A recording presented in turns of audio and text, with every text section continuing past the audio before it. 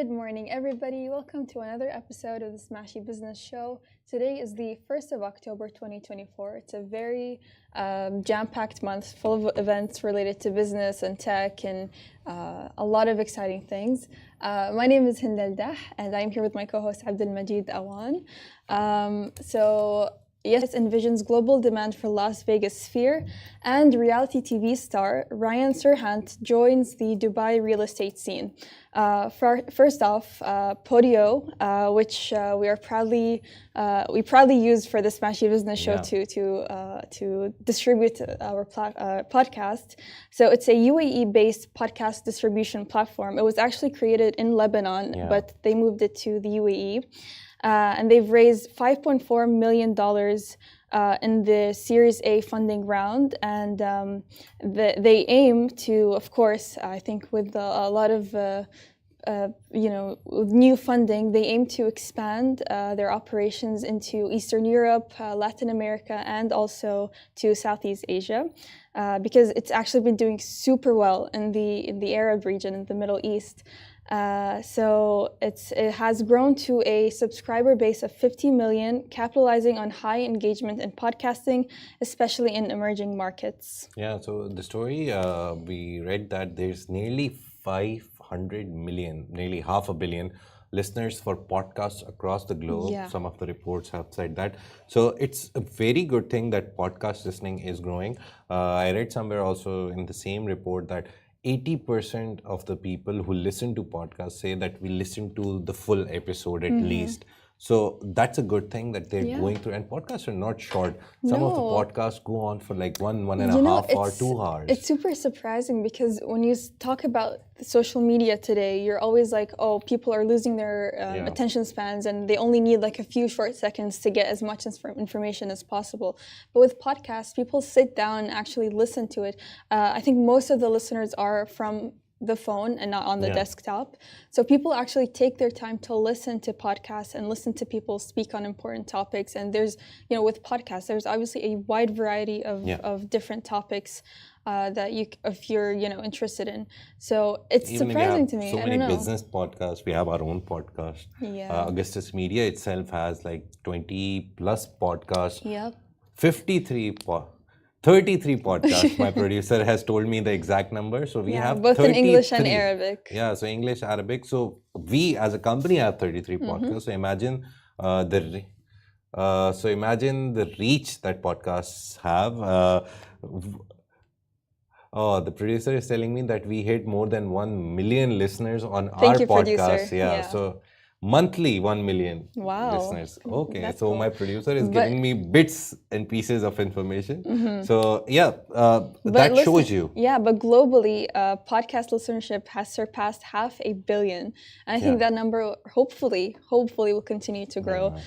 So podcast expansion to these other regions reflects a growing recognition of the podcasting potential in underserved markets. And so they offer, the platform has unique offerings like audio production, which is easy to use, like their tools are easy to use. So obviously that makes it more attractive to people when you have everything on the platform itself. And also a revenue model that is free of subscription fees for creator. So they're trying to be more advertisement based. So that makes it much better for both the listeners and the producers or the creators. Yes, and what I saw was that they're trying to focus this money towards discoverability because, again, all these numbers show that every day a new podcaster is joining the gang, basically, and they want to become the next big podcaster. So discoverability becomes a very big problem. That how do you get discovered? Like YouTube has an algorithm for discoverability, Instagram, all the social media. So Podeo is trying to solve that problem. It already has, but it's making it more better. To, for example, if I listen to 5 or 6 business podcasts, for me, a new podcast popping up would be helpful. I would love to listen to a new podcast on business.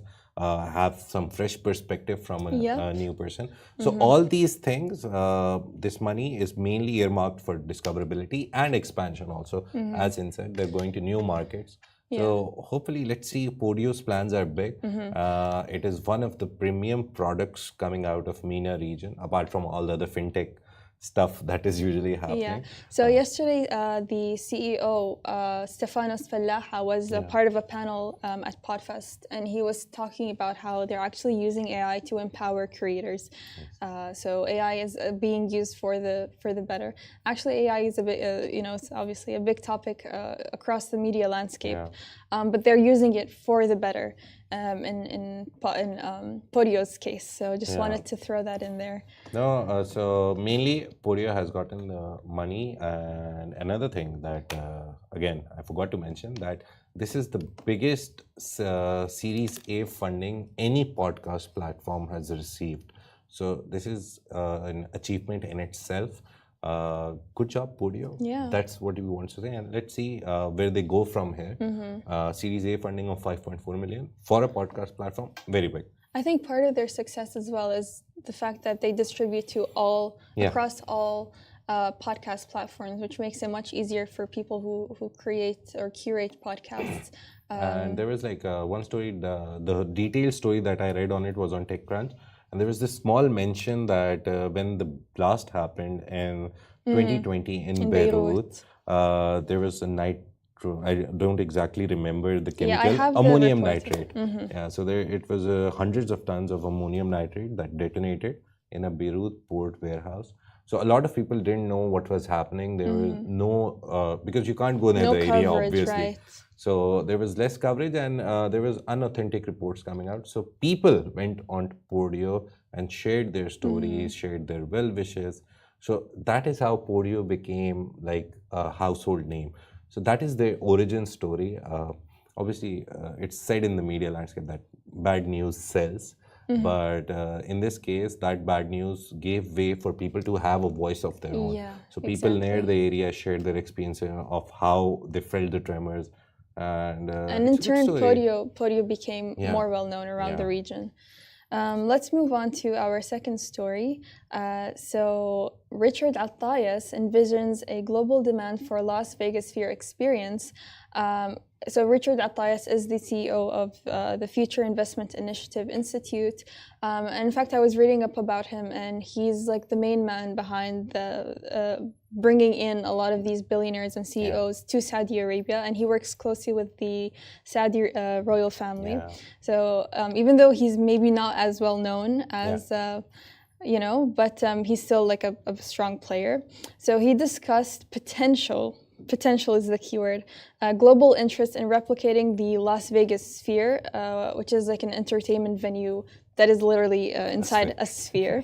A very cool looking piece of modern architecture, I would say. Like people are trying to build things. Dubai has their Museum of Future, which is like a very nicely built architectural it really marvel. Stands out in that like street of skyscrapers. And coming up with a concept which stands out in Las Vegas is very difficult. Exactly. That Las Vegas already is so flashy that building something which is completely new was very difficult, and they built it. The original budget for it was nearly 1.5 billion, but they went up to 2.3 billion because they needed to like hold the whole structure because it's built in a very difficult way. It's not easy to build. The shape of the sphere is very difficult to hold. Then you have screens and everything needs to work and sync. So it's a very complicated project that they completed. A lot of people are saying that it's coming to the UAE, the next sphere, but it's been clarified that there is going to be a sphere in the UAE on the island, which is like a seafront development, which is being developed by Wasl. But it's not going to be the sphere. It is going to be a sphere inspired by something. That Las Vegas sphere. So they'll be inspired by it, maybe